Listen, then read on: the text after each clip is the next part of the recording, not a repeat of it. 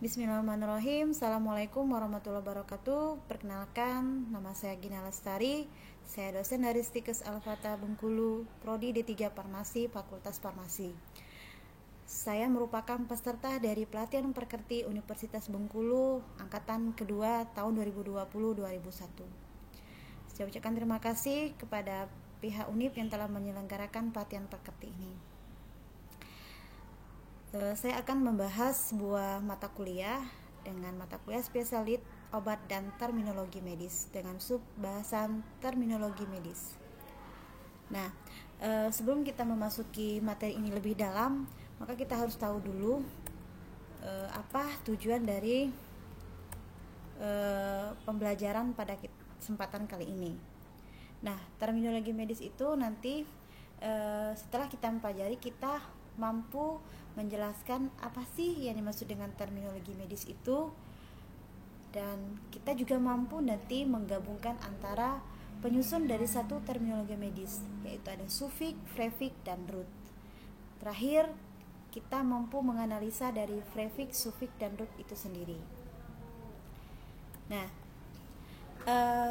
sebelum kita masuk lebih dalam, kita harus tahu dulu ya pengertian dari terminologi medis. Nah, kenapa sih kita harus mempelajari dari terminologi medis ini? Oke, teman-teman, mungkin ada yang tahu kenapa sih kita harus mempelajari terminologi medis? Oke, kenapa pentingnya? Ketika nanti kita bekerja di fasilitas kesehatan, maka kita nanti akan bersinggungan dengan tenaga kesehatan lainnya. Bisa dokter, bisa perawat, bisa gizi, dan lain-lainnya. Nah, sehingga nanti memudahkan kita untuk saling berkomunikasi. Jadi tidak communication ya. Jadi nanti apa yang mereka bicarakan kita tahu makna dan maksudnya. Sehingga kita harus belajar dengan materi terminologi medis ini sendiri. Jadi terminologi medis ini adalah istilah-istilah yang berkaitan dengan kesehatan, dunia kesehatan. Istilah-istilah ini tidak bisa dalam bahasa Indonesia, tapi dia dalam bahasa Latin. Why? Kenapa? Kenapa dia berbahasa Latin? Kenapa tidak bahasa Indonesia? Kenapa tidak berbahasa Inggris? Ada yang bisa membantu saya untuk menjawab? Oke. Kenapa dengan bahasa Latin? Karena bahasa Latin ini bahasa yang pertama. Bahasa Latin ini tidak bisa mengalami penambahan kalimat, perubahan bentuk.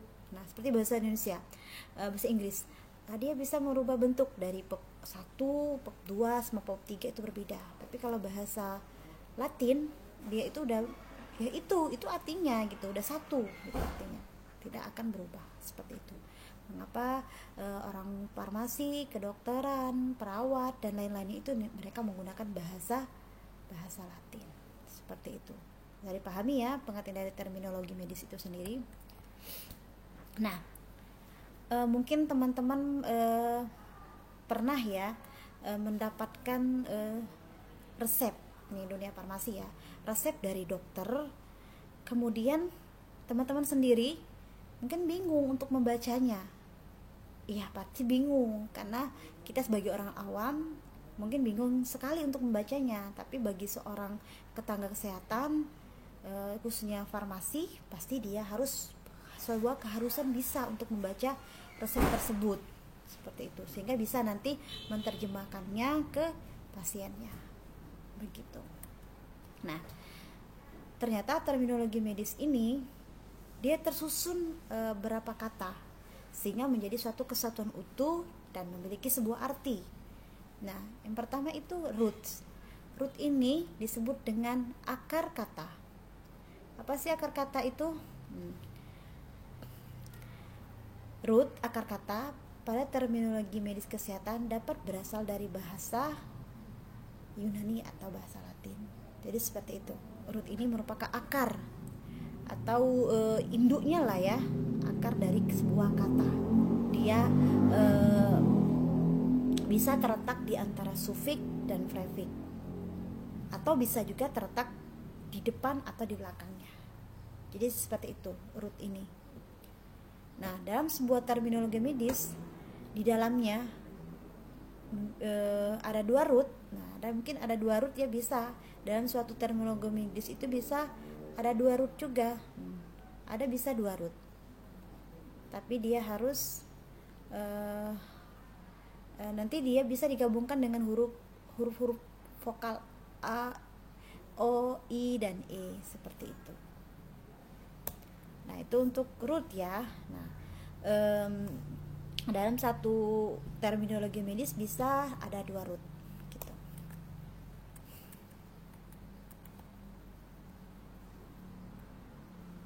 Nah, ini contoh dari root yang saya beri tanda hitam ini. Hepatitis ini, hepanya ini adalah roots. Nah, yang ini hepatomegali ini juga roots.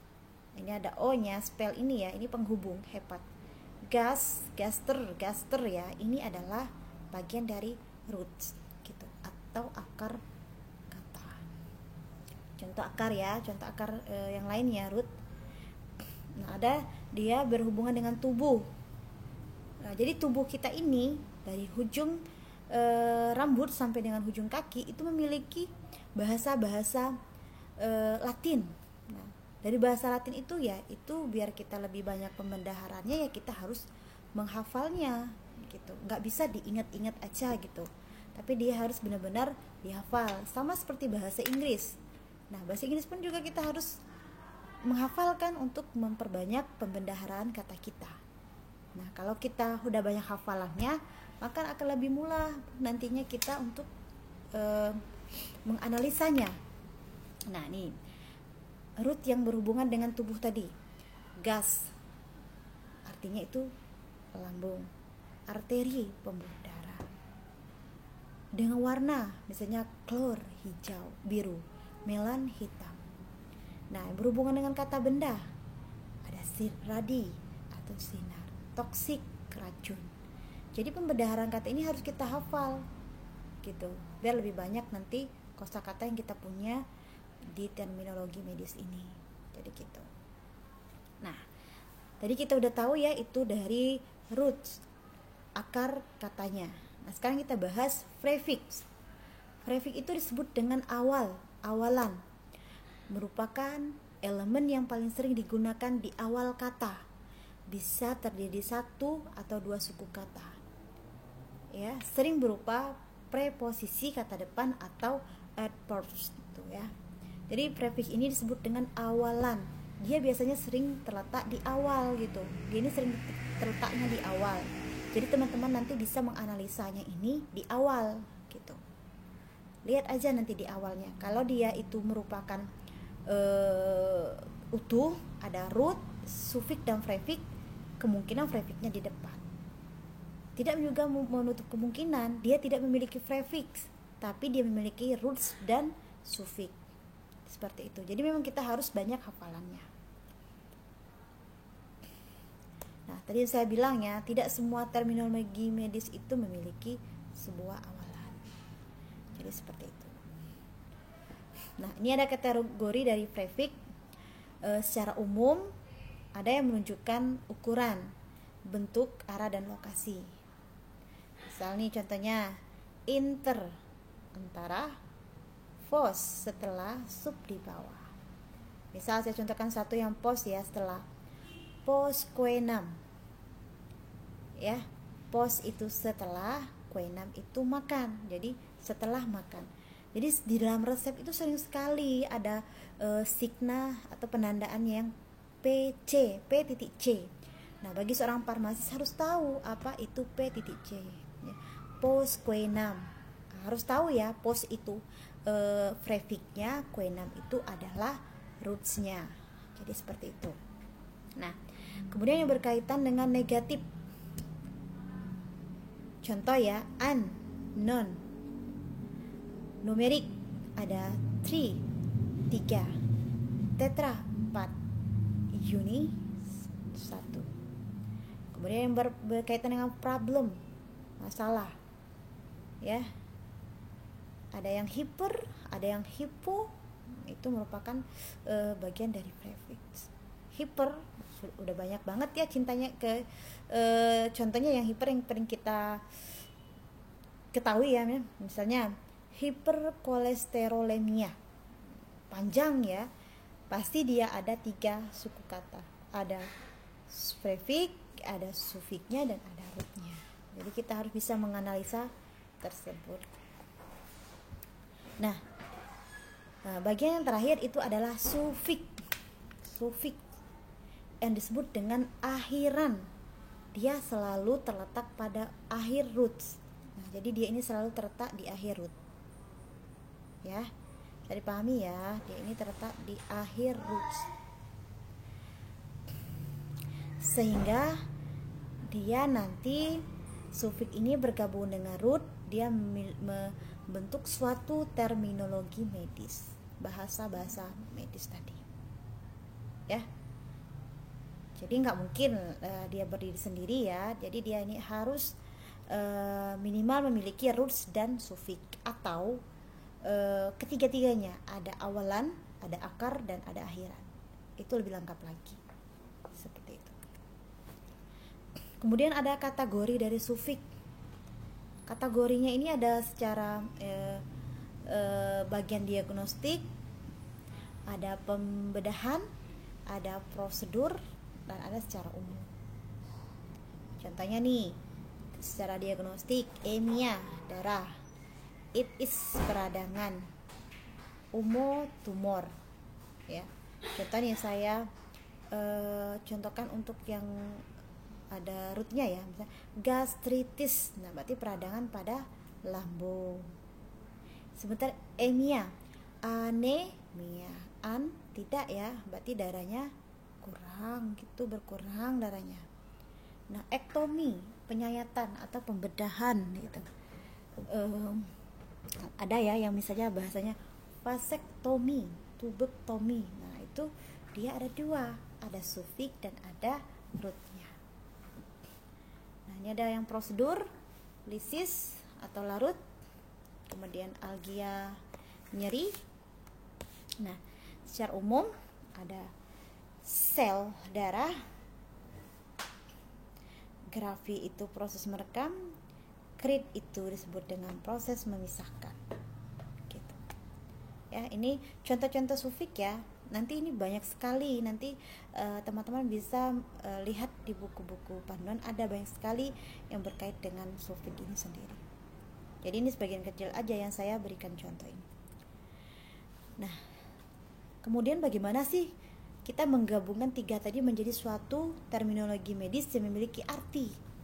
Jadi kita harus tahu juga cara menggabungkannya. Nah, yang pertama itu kita bisa menggabungkan root lebih dari 1 dengan huruf penggabung seperti A, I, dan O. Ya, bisa kita menggabungkannya nanti.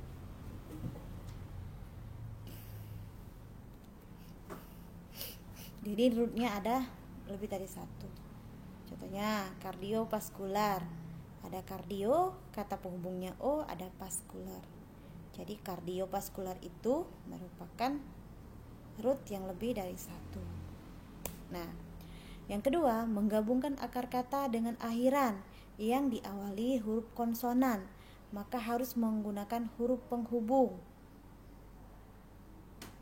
O, A, I, E, gitu ya. Misalnya gastriomegali, gas, kemudian dikali kata penghubung O dan megali. Jadi gastriomegali. Kemudian yang menggabungkan akar kata dengan akhiran yang diawali dengan huruf vokal, maka tidak perlu memberikan kata penghubung. Gitu ya. Misalnya gastrektomi.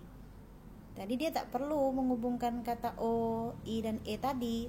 Dia langsung aja digabungkan. Gastrektomi. Atau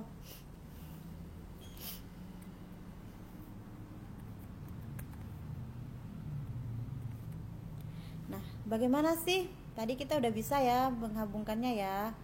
Nanti untuk lebih pahamnya kita akan ada tugas ya untuk memudahkan kita untuk mempelajarinya lagi. Nah, cara menganalisa terminologi medis itu sendiri. Yang pertama itu kita harus mengenali sufiksnya terlebih dahulu atau akhirannya. Artinya kalau kita mau tahu sufiksnya terlebih dahulu, ya kita harus hafal juga bagian dari sufiks itu ada apa aja. Harus kita hafal juga. Gitu.